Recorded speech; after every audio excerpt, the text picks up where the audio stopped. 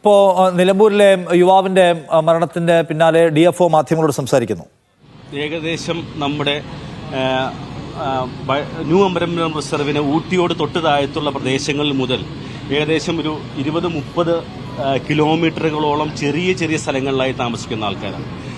അങ്ങനെയാണ് അവരുടെ ജീവിത രീതി. ഒരു 100 ഗാദേഴ്സ് പോലെ അങ്ങനെ ഓരോ മലയിടുക്കുകളിലും ഓരോ അളകളിലും താമസിച്ചു വരുന്നതാണ്. അപ്പോൾ ഇവിടെ മാഞ്ചേരിയിൽ നിന്ന് ഒരു 5 മണിക്കൂർ നടന്നെത്താവുന്ന സ്ഥലത്ത്, പിന്നെയും 2 മണിക്കൂർ എത്താവുന്ന സ്ഥലത്ത്, നമ്മളെക്കാളും ഈസിലി അപ്രോച്ചബിൾ ആയിട്ട് ഊട്ടിയുടെ താഴ്വാരങ്ങളിൽ എത്താവുന്ന സ്ഥലങ്ങളിൽ അങ്ങനെയാണ് അവർ വനവിഭവങ്ങൾ ശേഖരിച്ച് ഓരോ ദിവസവും അവരവർക്ക് ആവശ്യമുള്ള വനവിഭവങ്ങൾ ശേഖരിച്ച് ഏകദേശം 300-400 സ്ക്വയർ കിലോമീറ്ററുള്ള വനത്തിൽ അധിവസിക്കുന്ന ആൾക്കാരാണ് ഇവർ. അപ്പോൾ പ്രായോഗികമായി ഇവർ ഒരു സ്ഥലത്ത് നിന്ന് ഒരു അവൈലബിലിറ്റി അനുസരിച്ച് ഒരു സ്ഥലത്ത് നിന്ന് മറ്റു സ്ഥലത്തേക്ക് മാറി മാറി താമസിക്കുന്ന ആൾക്കാരാണ്. ഈ വളരെ ഉൾക്കാട്ടിൽ പറയുന്നത് വലിയൊരു ചങ്ക ഫോറസ്റ്റിന്റെ നടുക്ക് താമസിക്കുന്ന ആളുകളാണ് ഇവർ.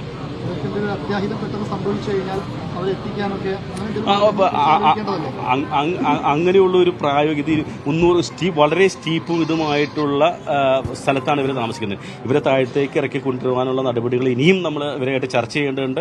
അത് അവരുടെ ഒരു ജീവിത രീതിയെ തന്നെ ബാധിക്കുന്ന പ്രശ്നങ്ങളുണ്ട്. ചില ഒരു സോഷ്യൽ ഇതുങ്ങളുണ്ട്. സോഷ്യൽ ആൻഡ് കൾച്ചറലായിട്ടുള്ള ചില കാര്യങ്ങൾ വളരെ പെക്യുലറായിട്ട് ജയിക്കുന്ന പ്രിമിറ്റീവ് ട്രൈബ്സിൽ കൂട്ടത്തിലുള്ള ഏറ്റവും പ്രിമിറ്റീവ് ട്രൈബിൽപ്പെട്ട ആളുകളാണ് ചോല നായ്ക്കന്മാർ.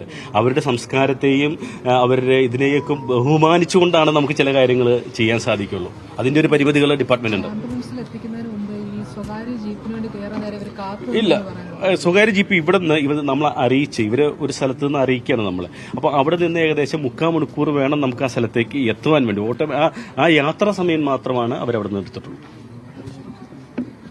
അതിൽ ഇപ്പോ ഗവൺമെന്റ് നൽകിയ ഉറപ്പുകൾ, ആ ഉറപ്പുകളിൽ ഒന്ന് 10 ലക്ഷം രൂപ അടിയന്തരമായ സഹായം 5 ലക്ഷം ഇന്ന് നൽകും.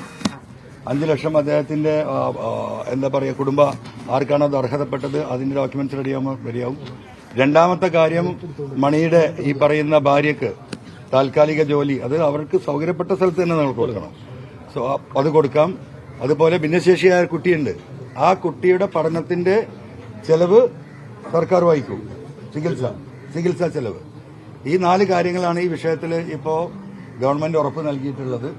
സ്വാഭാവികമായിട്ടും എനിക്ക് വ്യക്തിപരമായിട്ട് അറിയുന്ന ഒരു കക്ഷി കൂടിയാണ് ഈ പറയുന്ന മണി. നിങ്ങൾക്കിതാ കാണാൻ, മണി എന്റെ കൂടെ എടുത്ത ഫോട്ടോ ആണ്. ആ മലയിലെ എല്ലാ വിഷയങ്ങളിലും ആദിവാസികളുമായി ബന്ധപ്പെട്ടുണ്ടാകുന്ന വിഷയങ്ങളിൽ വ്യക്തിപരമായി ഇടപെടുന്ന, ആ നാടിനെക്കുറിച്ച് നല്ല ബോധ്യം, ആ സമുദായത്തെക്കുറിച്ച്, അവരുടെ ആദിവാസി സമൂഹത്തെക്കുറിച്ച് നല്ല ബോധം ഉണ്ടായിരുന്ന ഒരു വ്യക്തിയാണ്.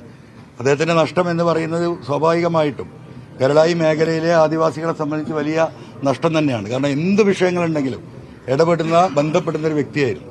അപ്പോൾ സ്വാഭാവികമായിട്ടും സർക്കാർ ഇപ്പോൾ ഈ എടുത്ത കാര്യങ്ങൾ ഇംപ്ലിമെന്റ് ചെയ്യാൻ സർക്കാർ ബാധ്യസ്ഥരാണ്. അത് ആ വാക്ക് വിശ്വസിച്ചുകൊണ്ട് ഇപ്പോൾ നമ്മൾ നടത്തിയ സമരം അവസാനിപ്പിക്കുകയാണ്. ബോഡി എവിടെയാണ് തേപ്പിക്കുന്നത്? ഇതിപ്പോ ഇവരുടെ ഒരു പ്രത്യേക കൾച്ചർ അനുസരിച്ച് ഇവർ പറഞ്ഞത് എന്ന് പറഞ്ഞാൽ എവിടെ ഒരു മരണപ്പെട്ടാലും, ആ പ്രത്യേകിച്ച് ഇങ്ങനെയുള്ള വന്യജീവി ആക്രമണങ്ങളിൽ മരണപ്പെട്ടു കഴിഞ്ഞാൽ അതിനോട് ആ ടെറിട്ടറിയിൽ തന്നെ അടക്കണമെന്നാണ് ഇത്. അപ്പൊ അവരുടെ ഊരിലേക്ക് കൊണ്ടുപോകാതെ എവിടെയാണോ മരണപ്പെട്ടത് അതിന് ചുറ്റും ഒരു സംസ്കരിക്കുന്നതാണ് ഇപ്പൊ പറഞ്ഞത്. അതാണ് തീരുമാനം. പ്രവർത്തകർ DFO ഓഫീസൊക്കെ അടിച്ചു ചേർത്ത് ഉള്ളിൽ കയറിയ ഒരു സാഹചര്യമുണ്ട്. പ്രതിഷേധത്തിന്റെ ഭാഗമായിട്ട് ജനങ്ങൾക്ക് വികാരം ഉണ്ടാവും. ജനങ്ങൾ ഇപ്പൊ ഇതുകൊണ്ടൊന്നും നിൽക്കും തോന്നല്ലോ. നിങ്ങൾ ഈ മനുഷ്യരെങ്ങനെ, ഞാൻ പറഞ്ഞില്ലേ, കഴിഞ്ഞ 9 ദിവസം കൊണ്ട് 6 ആൾ മരണപ്പെടുകയാണ്. ഒരു ഉത്തരവാദിത്വം ആർക്കില്ല. മരിച്ചവന് ഇതേപോലെ തന്നെ ഈ പറഞ്ഞ പോലെ 10 ലക്ഷം കിട്ടും, ചെലവിന് കിട്ടും, ജോലി കിട്ടും, മതിയല്ലോ. അപ്പം ഇതിലപ്പുറം ഈ വിഷയത്തെ അവസാനിപ്പിക്കണമെങ്കിൽ വന്യമൃഗങ്ങളുടെ എണ്ണം, ഈ പെരുപ്പം അവസാനിപ്പിക്കണം. ആന പെറ്റ് കൂട്ടുകയാണ്. എന്താണ് ഈ എന്താ പറയാ, ആവാസ വ്യവസ്ഥിതി. ആന പെറ്റ് ഈ എണ്ണം വർദ്ധിക്കുന്നതുകൊണ്ട് പ്രകൃതിക്കുള്ള ഈ ആവാസ വ്യവസ്ഥിതി നിലനിർത്താൻ എന്ത് സംഭാവന ആന ചെയ്യുന്നത്? എന്ത് തേങ്ങാക്കൊലയാണ് ഈ ആവാസ വ്യവസ്ഥ? നമുക്ക് മനസ്സിലായിട്ടില്ല. ഇവർ വിസ്തരിക്കട്ടെ, ഈ ആവാസ വ്യവസ്ഥയെ കുറിച്ച് പറയട്ടെ. പന്നി പെറ്റുപെരുകയുണ്ടായാൽ ഈ പറയുന്ന നമ്മുടെ ഈ അറ്റ്മോസ്ഫിയറിന് എന്ത് ആവാസ വ്യവസ്ഥക്ക് എന്ത് ഗുണ ചെയ്യുന്നത്? അതൊന്ന് വിശദീകരിക്കണ്ടേ? അപ്പൊ വന്യജീവികളുടെ എണ്ണം കുറക്കണം. ലോകരാജ്യങ്ങളിൽ പല രാജ്യങ്ങളിലും അമേരിക്ക ഉൾപ്പെടെ ചെയ്യുന്ന ഇപ്പൊ നമ്മുടെ ജനസംഖ്യ കുറക്കുന്നത് പോലെയുള്ള ആനകളെയായാലും മൃഗങ്ങളെയായാലും എണ്ണത്തിലധികമുണ്ടെങ്കിൽ കൊന്നുകളയണം. അതിന് യാതൊരു തർക്കമില്ല. മനുഷ്യർക്ക് ഇവിടെ ജീവിക്കാൻ മതിൽ കെട്ടണം, കോൺക്രീറ്റ് മതിൽ. ആ കോൺക്രീറ്റ് ലോകത്തെ ഒരുപാട് പണം ചെലവഴിക്കണ്ടല്ലോ നാടിന്റെ ഡെവലപ്മെന്റിന്. ഇവിടെ ഒരു കമ്പിവേലിടും, എന്ത് സോളാർ ഫെൻസിങ്. നിങ്ങൾ കണ്ടിട്ടുണ്ടോ പൈപ്പ്?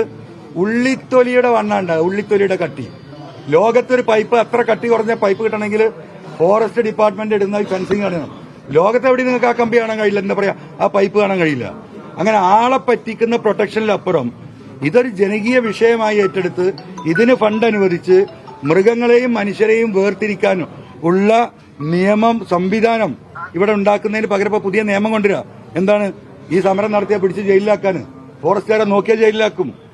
പോലീസിനുണ്ടായിരുന്ന അധികാരത്തെക്കാൾ വലിയ അധികാരമാണ് ഈ വന നിയമ ഭേദഗതി ബില്ലിൽ കൊടുക്കാൻ പോകുന്നത്. അതിന്റെ അർത്ഥം എന്താ? ഇപ്പൊ ഒരു പ്രതിഷേധ സമരം നടന്നു. ആ ബില്ല് പാസ്സായാലും ഒരു പ്രതിഷേധ സമരം നടക്കില്ല. ഈ പശ്ചിമഘട്ടത്തിലുള്ള ജനങ്ങൾ അറബിക്കടലിൽ പ്ലാസ്റ്റിക്കിന്റെ ബോട്ട് വാങ്ങി അവിടെ പോയി കിടക്കേണ്ടി വരും. ഈ നിലമ്പൂർ അങ്ങാടിയും കോഴിക്കോട് അങ്ങാടിയിലും ആന ജാഥ നടത്തുന്നത് നമുക്ക് കാണാം. അവിടത്തേക്കായി രാജ്യം പോണത്. കുട്ടികളുടെ വിദ്യാഭ്യാസം നിൽക്കുകയാണ്. മലയോര മേഖലയിൽ മക്കളെ പറഞ്ഞയക്കുന്നില്ല പലരും. അപ്പൊ ഇതൊരു വളരെ സീരിയസ് ആയ ഒരു വിഷയം. മരിക്കുന്ന സമയത്ത് ഈ പറഞ്ഞ എന്തെങ്കിലും നക്കാപിച്ച കൊടുത്തുവിടും. ഒരു വണ്ടി ഓട്ടോറിക്ഷ അടിച്ച് മരിച്ചാൽ ഇൻഷുറൻസിന് ഇവിടെ 25 ലക്ഷം 50 ലക്ഷം കിട്ടും. അവിടെയാണ് ഈ 10 ലക്ഷം കൊടുക്കുന്നത്. മനസ്സിലായി നിങ്ങൾ? ആ 10 ലക്ഷം വില ഇട്ടിരിക്കുകയാണ്. ഇനി അതിന് അടുത്ത കടമകൾ പലതും ഈ കുടുംബം കിടക്കണം. അപ്പം ഇത് ഇവിടുത്തെ പ്രതിപക്ഷം അതിശക്തമായി മഞ്ചേരിയിലെ നിലമ്പൂരിലെ യുവാവിന്റെ മരണത്തിൽ പ്രതിഷേധിച്ചുകൊണ്ട് സംസാരിക്കുകയാണ്. ഇപ്പോൾ DFO അല്പസമയം മുമ്പ് ഗവൺമെന്റിന് ഈ കാര്യത്തിൽ ചെയ്യാൻ കഴിയുന്ന കാര്യങ്ങളെയും പരിമിതികളെക്കുറിച്ച് സംസാരിക്കുകയായിരുന്നു. സംസ്ഥാന സ്കൂൾ കലോത്സവ വാർത്തകൾ.